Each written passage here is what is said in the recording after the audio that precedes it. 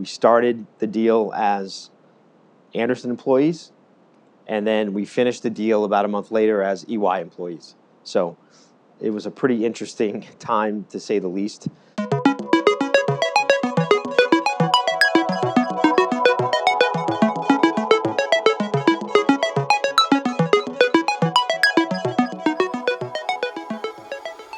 Let's keep going with that story. You're at the storied Arthur Andersen, cutting your teeth over there, and I'm assuming you did M&A work there as well.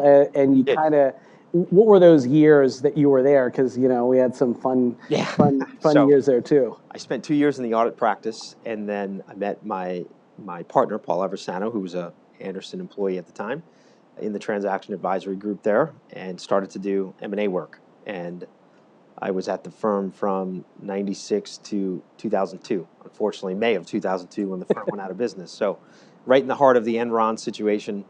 And I'll never forget, I was working on a deal. I think I was a manager at the time. The senior associate on the deal, who happens to be one of my partners right now, he and I were working, and one of the partners, who's also a partner with us, we were in the middle of a deal in early May of 2002. We started the deal as Andersen employees, and then we finished the deal about a month later as EY employees. So it was a pretty interesting time, to say the least. It wasn't enjoyable, but looking back, that was 25 years ago. Everything worked out for the best. But it was a great environment. We learned. It was entrepreneurial, despite being a Big Five accounting firm at the time. But it was a place where you can really apply your knowledge, get some freedom to take on real responsibility at a very young age. I think that's where I learned a lot about how to think entrepreneurially and also really get ingrained into the world of M&A, and it really decided to me that it was something that I like. Which is a good transition because, with Tony and Brian having started the firm decades before, you're effectively creating a startup within a larger organization and pretty much go and create it. And you've got the experience, but that doesn't make it easy because you're under a new name. And I think at what time, when was it that when you joined there? July of 2006. So the name of A&M was not at all anything related to what you're doing, right? And so in some ways that can be a negative because it's like, well, why would I go work with you? They're good at this. They're not great at this. There's nothing there. Walk us kind of through that evolution. How do you build entrepreneurship? And we've done that here.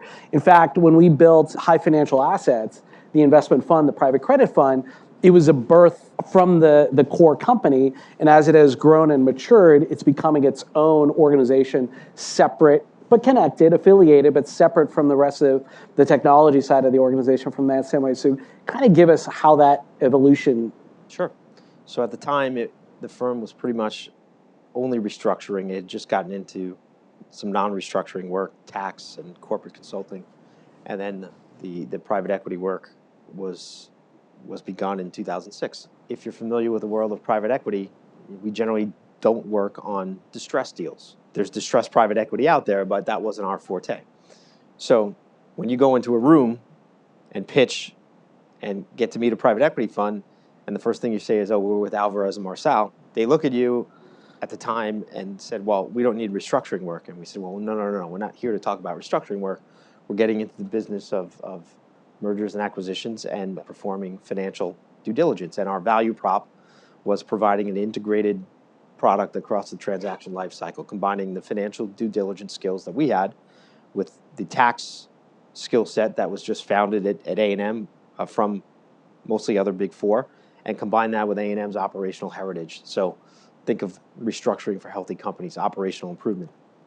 And no one at the time was really doing that, with a focus on middle market and doing things that many of the accounting firms at the time could no longer do, given Sarbanes-Oxley regulations. So we don't have an audit practice, so we're free from any conflicts. But it took a lot of effort to get over the hump of the stigma of being a restructuring-focused professional. A&M was a great brand name, but not in this space. So we had to get over that. We had to be very diligent. I still keep a file on my computer that's about 20 years old now.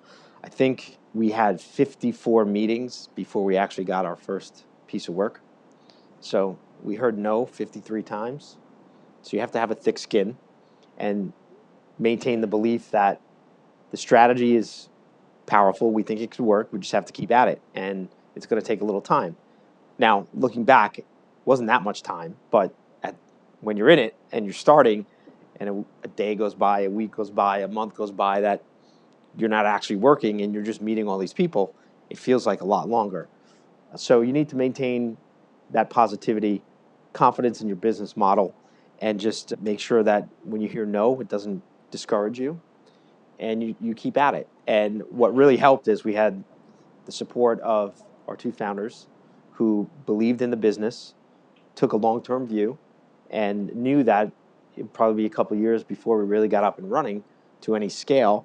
And knowing that was comforting. And we didn't have to worry about, okay, well, if we don't get a deal tomorrow, the lights are going to go off. So it's a little bit of a different dynamic. But as far as interacting with your clients and customers, same thing. You have to come with a compelling story. You have to prove that you have the experience, and you have to be likable. And I think that was part of it too.